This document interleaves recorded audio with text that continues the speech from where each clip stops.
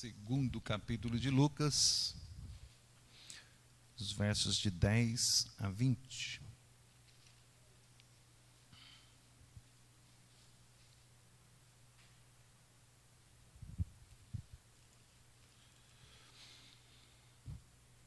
Todos acharam? A partir do verso 10, vamos fazer a leitura. O anjo, porém, lhes disse: não temais, eis aqui vos trago boa nova de grande alegria, que o será para todo o povo. É que hoje vos nasceu na cidade de Davi o Salvador, que é Cristo, o Senhor. E isto vos servirá de sinal: encontrareis uma criança envolta em faixas e deitada em manjedoura. E subitamente apareceu com o anjo uma multidão da milícia celestial, louvando a Deus e dizendo: glória a Deus nas maiores alturas e paz na terra entre os homens a quem Ele quer bem. E, ausentando-se deles os anjos para o céu, diziam os pastores uns aos outros: vamos a Belém e vejamos os acontecimentos que o Senhor nos deu a conhecer. Foram apressadamente e acharam Maria e José e a criança deitada numa manjedoura. E vendo-o, divulgaram o que lhes tinha sido dito a respeito deste menino. Todos os que ouviram se admiraram das coisas referidas pelos pastores. Mas Maria, porém, guardava todas as palavras, meditando-as no coração. Voltaram então os pastores, glorificando e louvando a Deus por tudo que tinham ouvido e visto, como lhes fora anunciado. Vamos orar? Oh Deus, é a tua palavra, Senhor Deus, que está lida, e rogamos agora que o Senhor fale conosco. Pedimos mais uma vez pela tua direção, enche-nos do teu Espírito Santo, tanto para falar quanto para ouvir, especialmente para aprender e discernir as coisas que o Senhor quer nos falar. Fala conosco, trazendo mudança em nosso ser, no nome santo de Jesus que oramos. Amém. Irmãos, no versículo 8 e 9, é uma introdução que nos traz a menção, falando na mesma região. A mesma região está falando de Belém, que é para onde foi feito o decreto de César Augusto para que todos fossem, cada um para a sua terra, para fazer o levantamento de censo. E lá ter o conhecimento, ter o entendimento, né, de como estava os números daquele povo, daquela região. Um censo declarado pelo imperador. Interessante, né? O censo, essa semana passou lá em casa um representante do IBGE, contando quantas pessoas tinham, quem era o responsável, a propriedade é sua, não é, né? Quantos são, faz o levantamento, e aí em breve nós teremos novos números. Há algum tempo já que não havia censo, né? Teremos os números atualizados em breve. E certamente, a mando de César, ele faz no seu coração, satisfazendo o seu ego, a sua arrogância, saber quantos eram os prisioneiros, qual a procedência, de onde vinham, ter certo controle sobre o seu povo escravizado. Mas seja qual for o intento dele, a verdade é que por trás da sua mão, da sua caneta, quem estava assinando o decreto era o Senhor nosso Deus Todo-Poderoso, enviando para Belém, onde havia de nascer o Filho de Deus, anunciado nas Escrituras. Que viesse de Nazaré, ok, mas que deveria nascer em Belém. E é para lá que eles são enviados. E a cena que lemos, que é descrita aqui por Lucas, fala de uns pastores que estavam então nesta região montanhosa, da cidade de Davi, da cidade de Belém. Haviam ali pastores. Interessante. Nós somos um pouco românticos quando pensamos na ideia de pastor, né? Pastor cuidando do rebanho, uma coisa bonita, uma coisa gostosa. Era uma profissão sofrida. É só a gente pensar nos dias de hoje, muitos nordestinos aqui, a gente pensar no vaqueiro cuidando de bois, pastoreando. Leva para lá para comer, leva para lá para beber água, e aquele monte, aquele rebanho enorme para conduzir para lá, para cá, uma missão dificílima, contando com a ajuda de animais, cães, né, para executar esse trabalho importante, mas muito difícil e também muito humilde. Não é uma profissão assim pomposa. Então a palavra nos diz que o Senhor, eu fico imaginando que privilégio esse desses pastores. Estavam ali ao campo, quem sabe unidos, com medo do perigo, na expectativa talvez de feras, salteadores talvez. Estavam juntos, e aparece então um anjo. E eu fico imaginando, eu gosto de imaginar, de ir lá no local. De repente, um clarão enorme no meio da noite, e aparece um anjo para falar com eles. Diz a palavra que eles ficaram amedrontados, assustados, tomaram um susto. O que é isso? Dalvinha já fica pensando numa peça.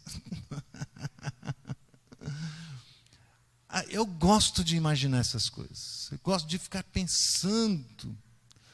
Que privilégio, né? Então, voltando ao nordestino, pensa lá você agora, lá no campo, cuidando de um monte de bois, de animais. Quem sabe os mineiros, os goianos. De repente lhe aparece um anjo no meio do nada. Que susto! E é interessante que a primeira palavra do anjo para eles é de consolo, de conforto, de encorajamento. Não temais. No nosso português atual, não temam, não fiquem com medo. Eu venho trazer uma boa notícia. Então,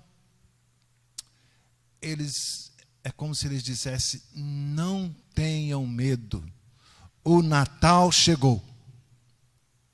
Olha, meus irmãos, o que está por trás deste evento, deste acontecimento que nós comemoramos. A igreja está aqui muito bem decorada, muito bonita, né? Sem menção à idolatria a um certo velhinho, né? Está decorada, enfeitada. Estamos nos preparando para uma ceia, quem sabe, juntar o máximo possível dos nossos familiares. E a pergunta é se nós nos lembramos o que é que estamos comemorando lá nesse dia. Nós nos lembramos, fazemos alguma menção, daremos nós algum glória a Deus pela comemoração, pelo evento. E então o anjo, acalmando-lhes, Não se preocupem, fiquem em paz, não tenham medo. É como se dissesse: os problemas chegaram ao fim. Houve uma intervenção. O Senhor desceu. Acalmem-se, o Natal chegou. E então ele passa a falar aos pastores, explicando exatamente o que é o Natal. Este, portanto, é o tema da nossa mensagem. O que é o Natal? O que é o Natal para você que nos assiste? O que é o Natal para nós crentes? Então o anjo vai nos dar aqui as explicações. Vamos, portanto, explicar para vocês, é como se o anjo estivesse dizendo, o verdadeiro sentido do Natal. Por que devemos comemorá-lo de fato, com discernimento, com sabedoria, com consciência? Qual é o seu significado? O que é o Natal? Então, a primeira informação, o primeiro parecer que ele nos dá a respeito deste grande evento, do anjo confortando: não temais, eis que vos trago boa nova de grande alegria. Ele traz uma boa notícia.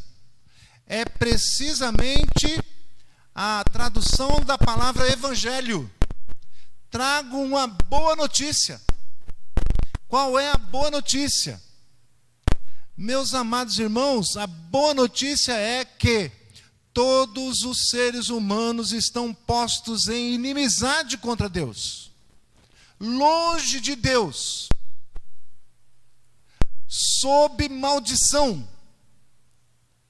sob a pesada mão de Deus, e não se dão conta, estão perdidos, muitos sofrendo, muitos com vazio existencial, muitos dando cabo à sua própria vida, sem esperança, porque distantes, sem comunhão, sem interação, sem ter com quem se valer, sem ter a quem buscar. O estado de inimizade e de angústia chegou a tal ponto, a separação é tal, que chegaram ao desconhecimento, já não se lembram mais, já não há quem o busque, não há quem queira saber dele.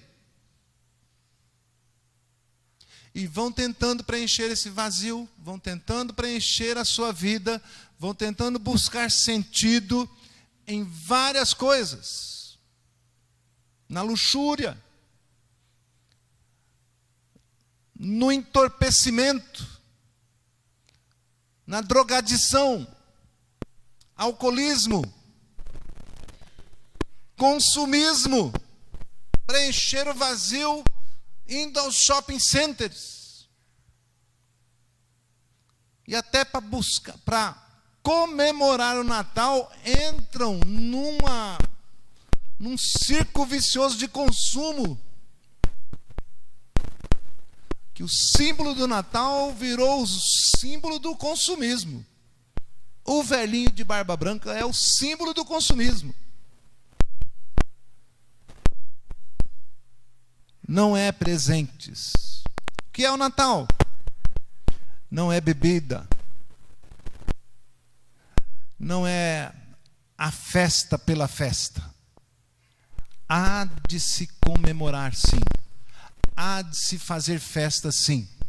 Mas em louvor, em agradecimento, em honra, em glorificação ao Deus Todo-Poderoso. Tenho uma grande notícia para vocês. Deus está desfazendo a inimizade. Deus está propondo ficar de bem. Estamos separados, inimigos. Deus envia o meio pelo qual podemos nos tornar amigos de Deus outra vez. Esta é a grande notícia, esta é a boa nova de grande alegria. É um reencontro com a paz, com o sentido da vida, com significado de existência, com plano, projeto, planejamento para um futuro certo, para um lugar onde não haverá mais dor, nem guerra, onde não haverá mais disputas, paz, amor, alegria. Este é o reino de Deus. A esperança é o nascimento do amor. Por muitos anos, por muitos longos anos, a promessa estava estabelecida, foi passando os anos, até que chegou o dia. A grande notícia, a ótima notícia, a boa nova. Chegou o momento de desfazer a inimizade, de voltarmos a termos comunhão. É como se o Senhor dissesse: filhos, voltem-se para mim. Há um meio de nós nos reencontrarmos. Esta é a proposta que está no Natal. Para quem? É para o seu povo.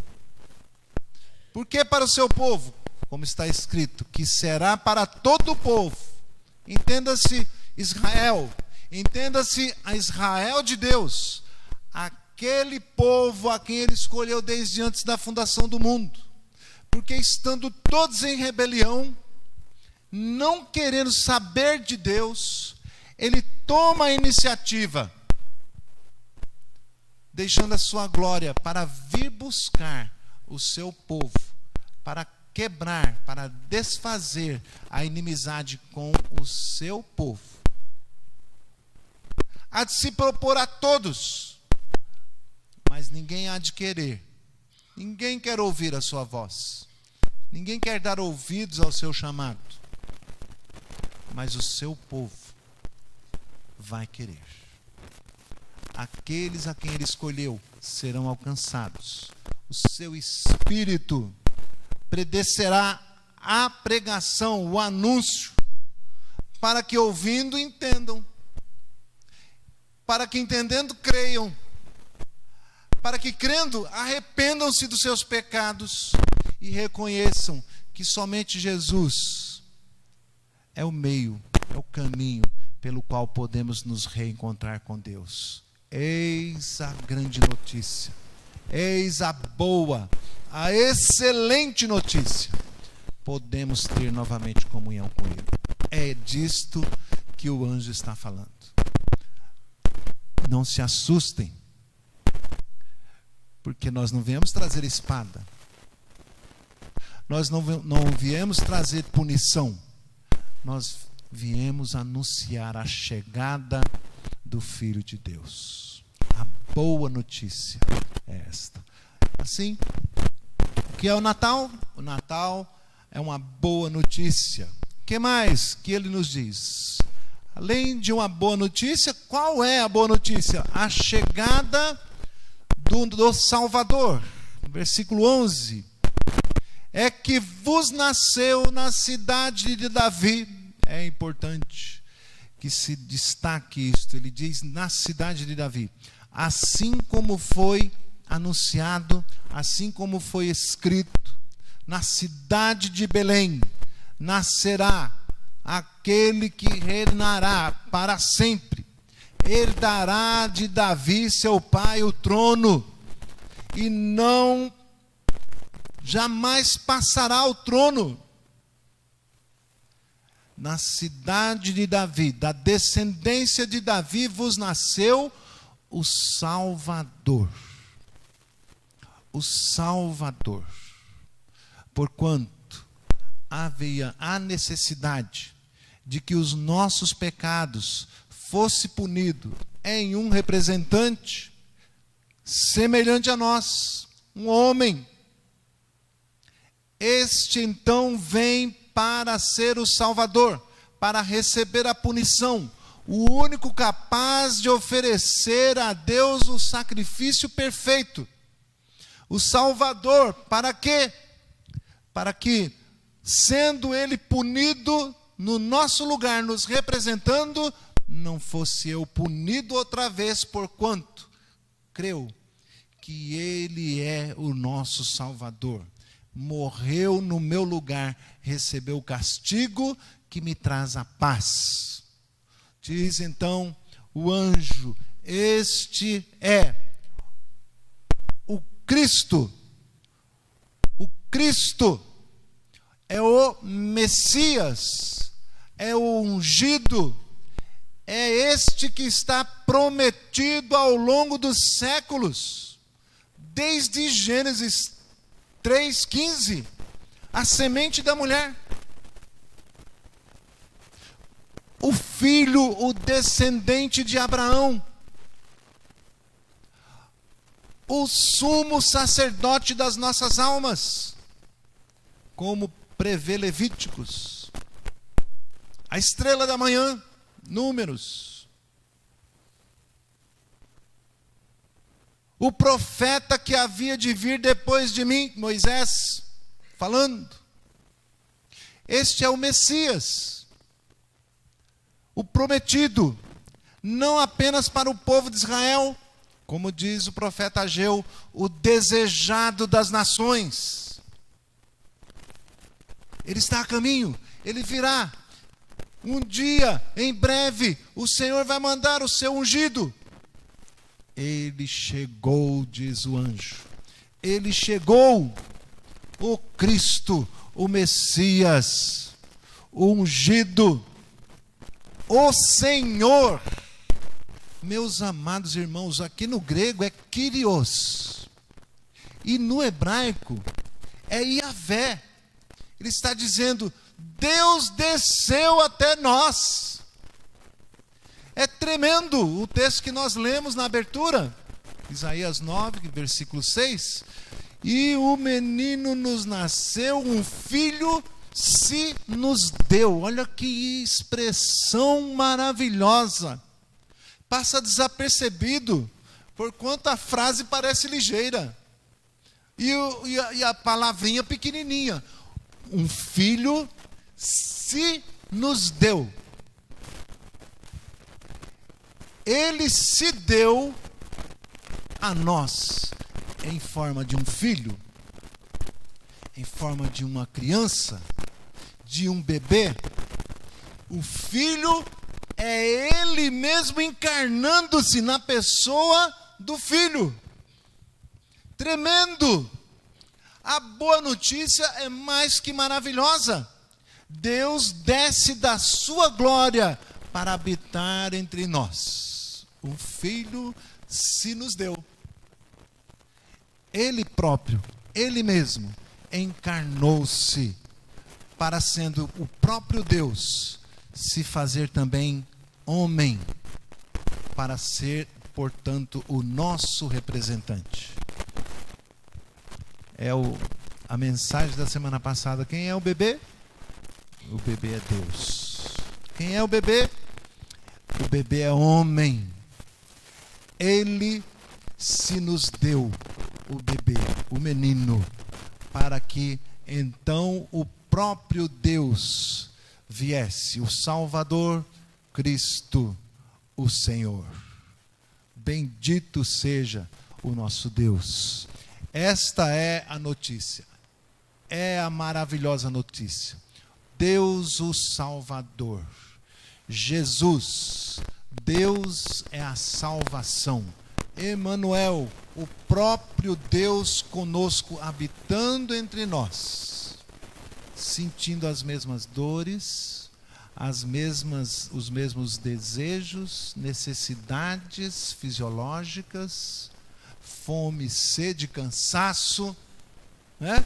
E então, sem pecar, Ele oferece a si mesmo como sacrifício pelo pecado para nos salvar da guerra que estamos contra Deus, da punição que há de vir sobre toda a terra, sobre todo o mundo. Ele próprio nos salvou da sua mão, do dia da sua ira, da destruição de todo aquele que não quis saber dele. Aí, quando nós pensamos que também nós não queríamos, e ele ainda assim insistiu e nos convenceu e nos atraiu e nos trouxe à sua presença até que nos rendêssemos aos seus pés, meus amados irmãos, honra, glória e louvor ao Rei, ao Senhor, ao ungido, ao nosso Salvador. Bendito seja, Senhor. E ele então completa a sua mensagem colocando mais uma condição. É a expressão da glória de Deus. Meus irmãos, não se tem notícia. Eu não me lembro. Se você lembrar, não é escola dominical, mas eu deixo você falar. Tem algum outro evento na história da humanidade, pode procurar pela Bíblia, em que é aberto os céus e desce miríades, milhares de anjos cantando uma música, um coro de anjos em adoração ao Senhor Deus, anunciando o nascimento, a chegada do bebê, a chegada do Natal. É muita coisa envolvida. Está dizendo, a manjedoura, os pastores, o campo, é para mostrar a humildade. Como o Filho de Deus se humilhou e desceu até nós, assumindo a forma de servo. Mas ele é também a expressão exata do ser de Deus, a expressão da glória de Deus. Então cantam os anjos, uma multidão da milícia celestial louvando a Deus, dizendo: glória a Deus nas maiores alturas. Vocês já cantaram In Excelsis Dei? Já cantaram? A expressão em latim para expressar exatamente isso. Glória a Deus nas alturas. Glória ao Altíssimo. Glórias e glórias e glórias àquele que está assentado num alto e sublime trono. O Deus Todo-Poderoso. Sai da sua glória para vir ter conosco.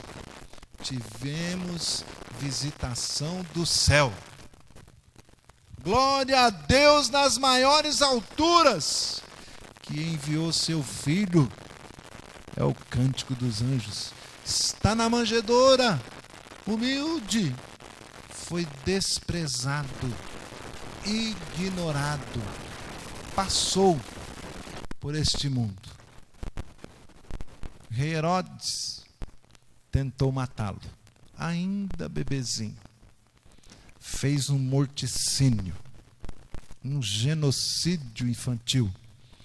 Tentou matá-lo, matando todas as crianças dos últimos 2 anos, para que não escapasse um. E assim certamente eu pegarei. Mas estava ali o Deus da glória, o Deus eterno, o Senhor dos senhores, o invencível, aquele que morreu, mas ressuscitou para a glória de Deus Pai. Amados irmãos, é um anúncio que os anjos fazem, dizendo que este é o momento de paz na terra entre os homens a quem Ele quer bem. Glórias a Deus nas alturas. Corrigindo o nosso cântico no coral, né? Não é aos homens bons. Senão, para quem seria? Quem seria esse bom? Para quem ele teria vindo? Quem pode se achar digno? Não há um sequer. Mas diz a palavra de Deus, aos homens a quem ele quer bem, a quem ele quis amar, a quem ele escolheu, a quem ele determinou desde antes da fundação. Ele vem para alcançá-los, para expressar, para se manifestar em glória, em majestade, em amor, em graça, em misericórdia.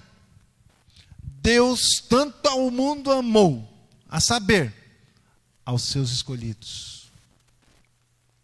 Ele desfaz a inimizade, paz aos homens, paz aos homens, paz entre Deus e os homens a quem ele quer bem.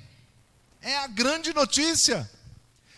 Irmãos, nada pode impedir o agir de Deus e ele alcança os seus. Nos enche de esperança. Porque eu também não era digno, bem como meus filhos não são. Mas eu digo, Senhor, que seja elas a quem o Senhor quis bem. Não olhe para a sua rejeição, não olhe para as suas costas, mas olhe com amor eterno, com olhar de misericórdia e alcance-as. Havemos de ter esperança, havemos de confiar. Não temais, que o Senhor enviou seu Filho para quebrar a inimizade com os homens a quem ele quer bem. Bendito seja o Senhor. Concluindo, o que é o Natal? É o maior evento da história, até aqui. Acredito que a volta, a segunda vinda de Jesus, vem a superar, porquanto vai marcar uma nova era, uma nova época, um novo lugar, um novo momento na história da humanidade, em que nós poderemos nos encontrar com Ele, e as coisas velhas passarão, e eis que coisas novas virão. Este segundo evento será magnífico, será extraordinário, e o Senhor então veio para nos proporcionar a salvação, o encontro, o momento em que Ele vai nos abraçar para nos encontrarmos com Ele nas nuvens. Momento de pacificação para aqueles a quem Ele quer bem. Já para os demais que não quiseram receber a boa notícia, receber o Salvador, não quiseram perceber a glória do Deus Todo-Poderoso, manifesta em Cristo, agonizarão pelos séculos dos séculos. Não seria boa notícia se não tivesse essa péssima. Quem não quer, quem não crer, já está condenado, já está afastado da presença de Deus.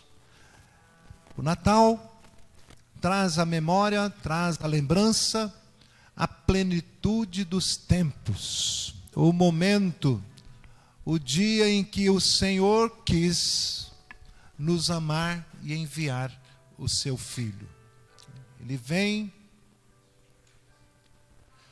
trazer esta proposta no nascimento do seu Filho, a proposta de paz entre Deus e os homens, enviando o Salvador para que o seu nome seja glorificado no Evangelho.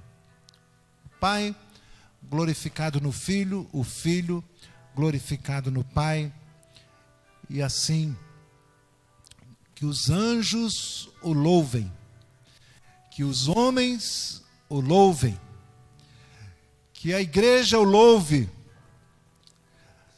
que a igreja comemore e anuncie o Natal.